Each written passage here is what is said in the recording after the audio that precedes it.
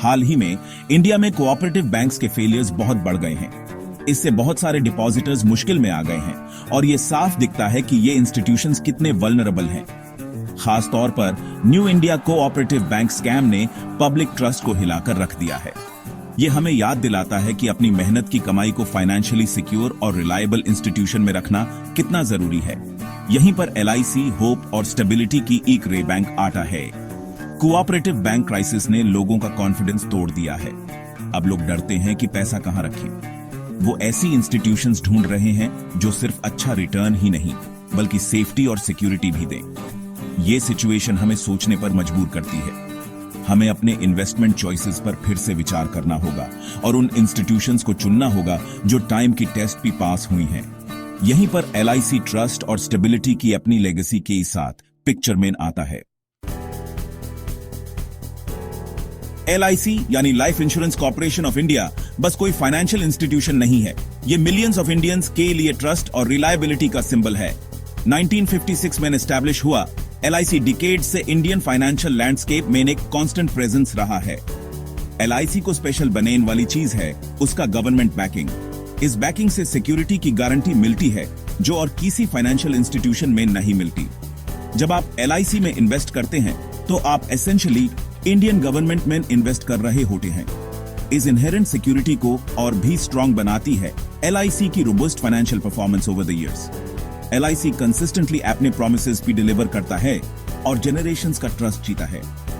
Policy holders के लिए इस अनवेवरिंग कमिटमेंट ने LIC को फाइनेंशियल सिक्योरिटी का एक पॉपुलर नाम बना दिया है। LIC में इन्वेस्ट करने के बहुत सारे बेनिफिट्स हैं जो इसे फाइनेंशियल स्टेबिलिटी और ग्रोथ चाहने वालों के लिए आइडियल चॉइस बनाते हैं। आइए कुछ की एडवांटेजेस पे नजर डालते हैं। पहला, LIC अलग अलग नीड्स के लिए प्लान्स देता है। चाहे आप फैमिली का फ्यूचर सिक्योर करना चाहते हो, रिटायरमेंट प्लान करना चाहते हो या सेविंग्स ग्रो करना चाहते हो, LIC के पास आपके लिए प्लान है। इस वर्सेटिलिटी से LIC आपकी सभी फाइनेंशियल नीड्स के लिए वन स्टॉप सोल्यूशन बन जाता है। दूसरा, LIC का ब्रांचेस और एजेंट्स का बड़ा नेटवर्क है प्योर देश में। इस वाइड रीच से हेल्प हमेशा आपके पास है। AAP किसी भी LIC ब्रांच से ज्यादा दूर नहीं है, जिससे प्रोसेस कन्वीनियंट और हैसल फ्री हो जाता है। तीसरा, कस्टमर सेटिस्फैक्शन के लिए LIC का कमिटमेंट स्ट्रांग है। कंपनी के पास प्रोफेशनल्स की डेडिकेटेड टीम है जो आपकी क्वेरीज और कंसर्न्स में हेल्प के लिए अवेलेबल है। कस्टमर सेंट्रिक अप्रोच और LIC की ट्रस्टवर्दी रेपुटेशन ऐसे मिलियंस का प्रेफर्ड चॉइस बनाती है। Section 4, cooperative banks versus LIC एक कंपैरिजन। कोऑपरेटिव बैंक्स का इंडियन फाइनेंशियल सिस्टम में अपना महत्व है, लेकिन उनकी रीसेंट परफॉर्मेंस ने उनकी रिलायबिलिटी पे क्वेश्चंस रेज किए हैं। सिक्योरिटी और स्टेबिलिटी के मैटर में LIC और कोऑपरेटिव बैंक्स में बड़ा डिफरेंस है।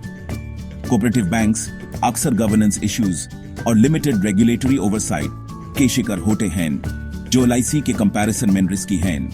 रीसेंट स्कैम्स ने इन इंस्टीट्यूशंस की वल्नरेबिलिटीज एक्सपोज कर दी हैं, जिससे इन्वेस्टर्स वेरी हो गए हैं। दूसरी तरफ LIC अपनी स्ट्रॉन्ग गवर्नमेंट बैकिंग और रोबस्ट रेगुलेटरी फ्रेमवर्क के साथ अनमैच्ड सिक्योरिटी और पीस ऑफ माइंड देता है। रिस्क प्रोफाइल में इतना बड़ा डिफरेंस LIC को समझदार इन्वेस्टर्स के लिए ऑब्वियस चॉइस बनाता है। सेक्शन 5, LIC के साथ अपना फ्यूचर सिक्योर करो। आखिर में अपनी मेहनत की कमाई कहां इन्वेस्ट करनी है, यह एक इंपॉर्टेंट डिसीजन है। कोऑपरेटिव बैंक्स के रीसेंट इवेंट्स ह्यूमन याद दिलाते हैं कि सिक्योरिटी और रिलायबिलिटी सबसे इंपॉर्टेंट होनी चाहिए। LIC ट्रस्ट की अपनी लेगेसी, गवर्नमेंट बैकिंग और इंप्रेसिव ट्रैक रिकॉर्ड के साथ इंडियन फाइनेंशियल लैंडस्केप में स्टेबिलिटी का एक स्ट्रॉन्ग पिलर है। LIC चूज करके आप सिर्फ पॉलिसी में ही इन्वेस्ट नहीं कर रहे, आप अपने और अपने लव्ड वंस के लिए सिक्योर और प्रॉस्पेरस फ्यूचर में इन्वेस्ट कर रहे हैं।